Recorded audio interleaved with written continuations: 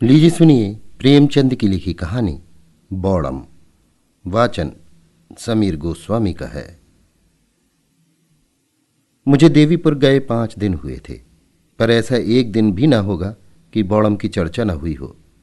मेरे पास सुबह से शाम तक गांव के लोग बैठे रहते थे।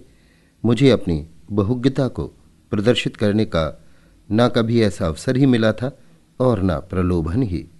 मैं बैठा बैठा इधर उधर की गप्पें उड़ाया करता। बड़े लाट ने गांधी बाबा से ये कहा और गांधी बाबा ने ये जवाब दिया। अभी आप लोग क्या देखते हैं, आगे देखिएगा क्या क्या गुल खिलते हैं। पूरे 50,000 जवान जेल जाने को तैयार बैठे हुए हैं।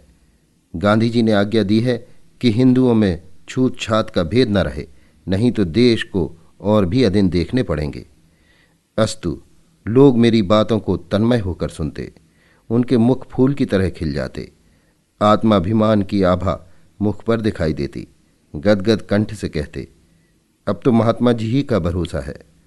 ना हुआ बौड़म नहीं आपका गला न छोड़ता, आपका खाना पीना कठिन हो जाता।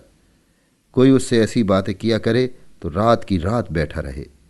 मैंने एक दिन पूछा, आखिर ये बौड़म है कौन, कोई पागल है क्या? एक सज्जन ने कहा, महाशय पागल क्या है, बस बौड़म है। घर में लाखों की संपत्ति है, शक्कर की एक मिल सिवान में है, 2 कारखाने छपरे में हैं, 3-3, 4-400 के तलब वाले आदमी नौकर हैं। पर इसे देखिए, फटेहाल घूमता है। घर वालों ने सिवान भेज दिया था कि जाकर वहां निगरानी करे। 2 ही महीने में मैनेजर से लड़ बैठा। उसने यहां लिखा, मेरा इस्तीफा लीजिए। आपका लड़का मजदूरों को सिर चढ़ाए रहता है, वे मन से काम नहीं करते। आखिर घर वालों ने बुला लिया। नौकर चाकर लूटते खाते हैं, उसकी तो जरा भी चिंता नहीं, पर जो सामने आम का बाग है उसकी रात दिन रखवाली किया करता है। क्या मजाल कि कोई एक पत्थर भी फेंक दे। एक मियाँ जी बोले, बाबूजी घर में तरह तरह के खाने पकते हैं, मगर इसकी तकदीर में वही रोटी और दाल लिखी है और कुछ नहीं। बाप अच्छे अच्छे कपड़े खरीदते हैं, लेकिन वो उनकी तरफ निगाह भी नहीं उठाता। बस वही मोटा कुर्ता गाढ़े की तहमत बांधे मारा मारा फिरता है।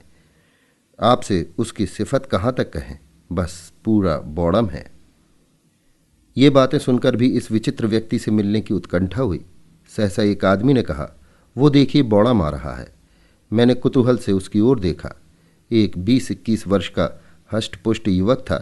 नंगे सिर एक गाढ़े का कुर्ता पहने, गाढ़े का ढीला पजामा पहने चला आता था। पैरों में जूते थे। पहले मेरी ही ओर आया। मैंने कहा, आइए बैठिए। उसने मंडली की ओर अवहेलना की दृष्टि से देखा और बोला, अभी नहीं, फिर आऊँगा। ये कहकर चला गया। जब संध्या हो गई और सभा विसर्जित हुई तो वो आम के बाग की ओर से धीरे धीरे आकर मेरे पास बैठ गया और बोला, इन लोगों ने तो मेरी खूब बुराइयां की होंगी, मुझे ये बौड़म का लक़ब मिला है।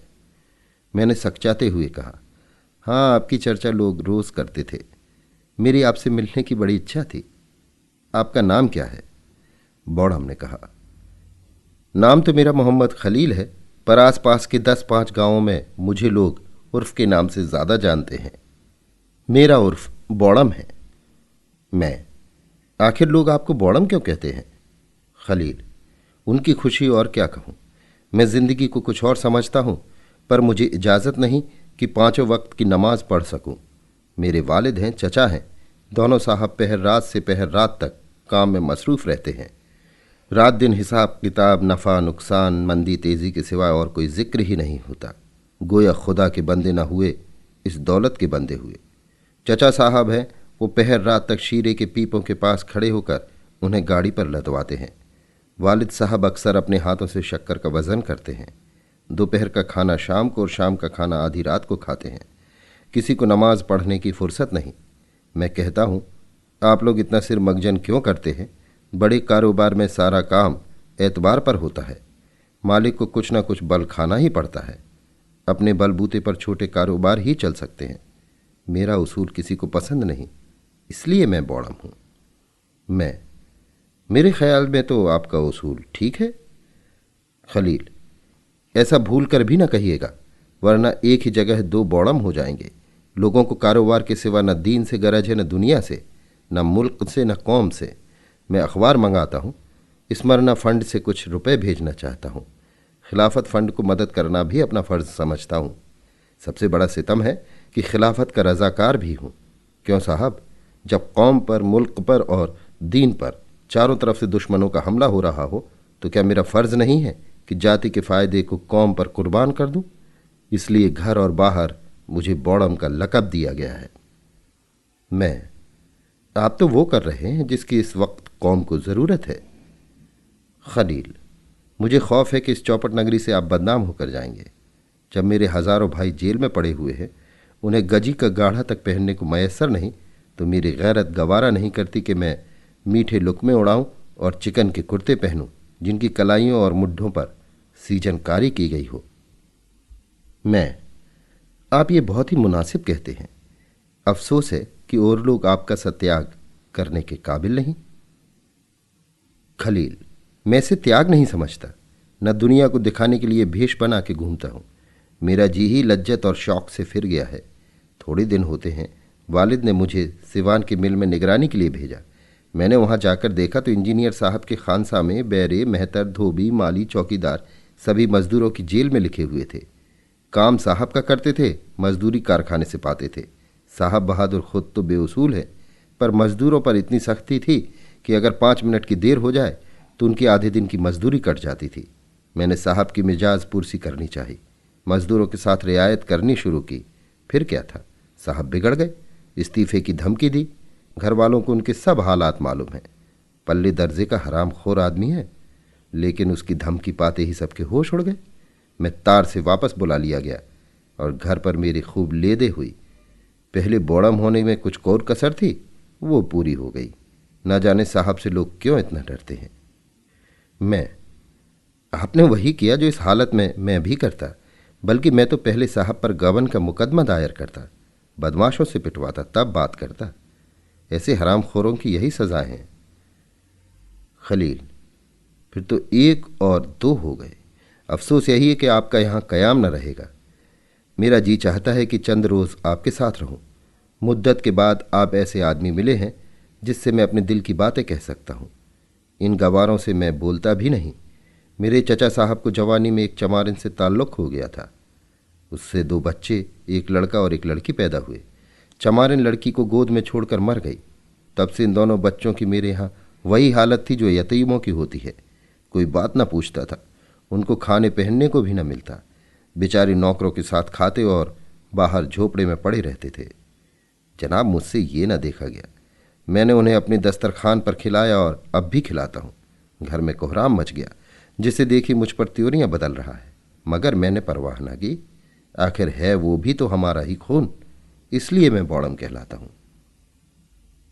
मैं, जो लोग आपको बौड़म कहते हैं वे खुद बौड़म हैं। खलील, जनाब, आपके साथ रहना अजीब है। शाह काबुल ने कुर्बानी की मुमानियत कर दी है। हिंदुस्तान के उलमा ने भी यही फतवा दिया, पर यहाँ ख़ास मेरे घर कुर्बानी हुई। मैंने हर चंद बावेला मचाया, पर मेरी कौन सुनता है।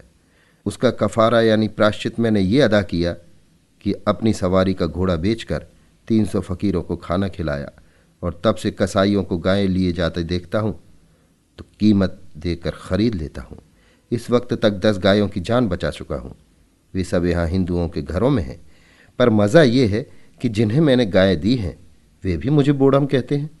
मैं भी इस नाम का इतना आदी हो गया हूँ कि अब मुझे इससे मोहब्बत हो गई है। मैं, आप ऐसे बौड़म काश मुल्क में और ज़्यादा होते। खलील, लीजिए, आपने भी बनाना शुरू कर दिया। ये देखिए, आम का बाग है, मैं उसकी रखवाली करता हूँ। लोग कहते हैं जहाँ हज़ारों का नुकसान हो रहा है वहाँ तो देखभाल करता नहीं, ज़रा सी बगिया की रखवाली में इतना मुस्तैद। जनाब, यहाँ लड़कों का ये हाल है कि 1 आम तो खाते हैं और 25 आम गिराते हैं। कितने ही पेड़ चोट खा जाते हैं और फिर किसी काम के नहीं रहते।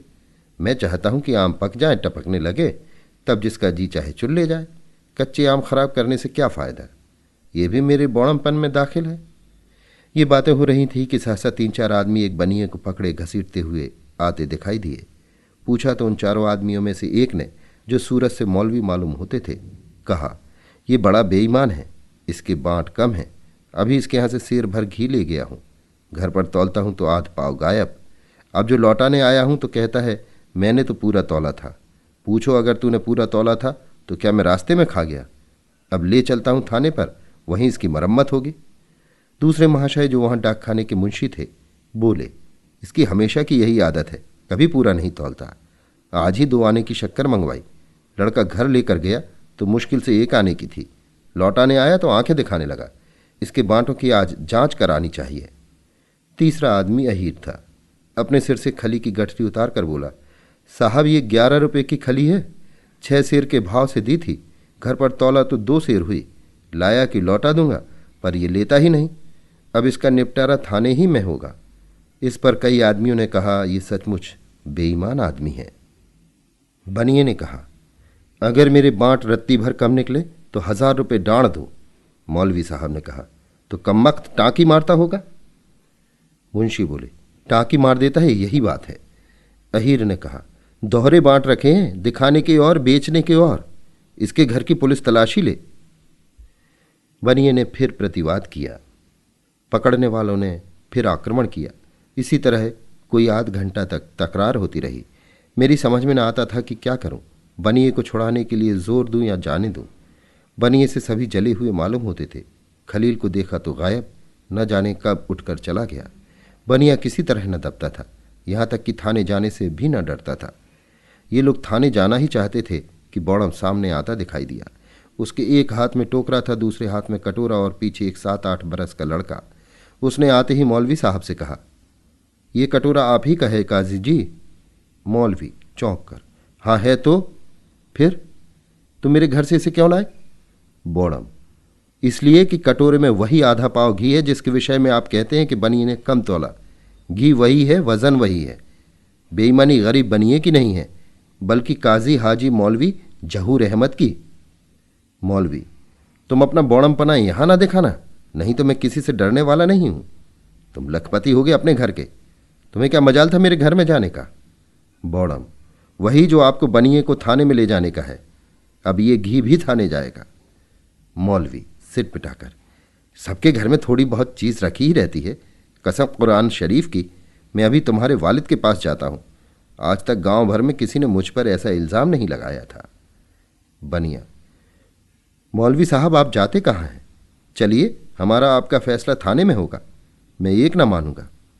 कहलाने को मौलवी दीनदार ऐसे बनते हैं कि देवता ही हैं, पर घर में चीज़ रखकर दूसरों को बेईमान बनाते हैं। ये लंबी दाढ़ी धोखा देने के लिए बढ़ाई है। मगर मौलवी साहब ना रुके, बनिए को छोड़कर खलील के बाप के पास चले गए, जो इस वक्त शर्म से बचने का सहज बहाना था। तब खलील ने अहीर से कहा, क्यों बे, तू भी थाने जा रहा था? चल मैं भी चलता हूँ, तेरे घर से ये शेर भर खली लेता आया हूँ। अहीर ने मौलवी साहब की दुर्गति देखी तो चेहरे पर हवाइयाँ उड़ने लगीं। बोला, भैया जवानी की कसम है, मुझे मौलवी साहब ने सिखा दिया था। खलील, दूसरे के सिखाने से तुम किसी के घर में आग लगा दोगे? खुद तो बच्चा दूध में आधा पानी मिला मिलाकर बेचते हो, मगर आज तुमको इतनी मुटमर्दी सवार हो गई कि एक भले आदमी को तबाह करने पर आमादा हो गए। खली उठाकर घर में रख ली, उस पर बनिए से कहते हो कि कम तौला। बनिया, भैया मेरी लाख रुपए की इज्जत बिगड़ गई, मैं थाने में रपट किए बिना न मानूंगा। अहीर, साहू जी अब माफ़ करो, नहीं तो कहीं का न रहूंगा। तब खलील ने मुंशी जी से कहा, कहिए जनाब, आपकी कलई खोलूं या चुपके से घर की राह लीजिएगा? मुंशी, तुम बेचारे मेरी कलई क्या खोलोगे, मुझे भी अहीर समझ लिया है कि तुम्हारी भपकियों में आ जाऊंगा। खलील लड़के से, क्यों बेटा, तुम शक्कर लेकर सीधे घर चले गए थे? लड़का मुंशी जी को सशंक नेत्रों से देखकर, बताऊंगा। मुंशी, लड़कों को जैसा सिखा दोगे वैसा कहेंगे। खलील, बेटा अभी तुमने मुझसे जो कहा था वही फिर कह दो। लड़का, दादा मारेंगे। मुंशी, क्या तूने रास्ते में शक्कर फांक ली थी? लड़का रोने लगा। खलील, जी हाँ, इसने मुझसे खुद कहा, पर आपने उससे तो पूछा नहीं, बनिए के सिर हो गए, यही शराफत है। मुंशी, मुझे क्या मालूम था कि उसने रास्ते में ये शरारत की। खलील, तो ऐसे कमज़ोर सबूत पर आप थाने क्यों कर चले थे? आप गवारों को मनी ऑर्डर के रुपए देते हैं तो उस रुपए पर 2 आने की दस्तूरी काट लेते हैं, टके के पोस्ट कार्ड आने में बेचते हैं, जब कहिए तब साबित कर दूं।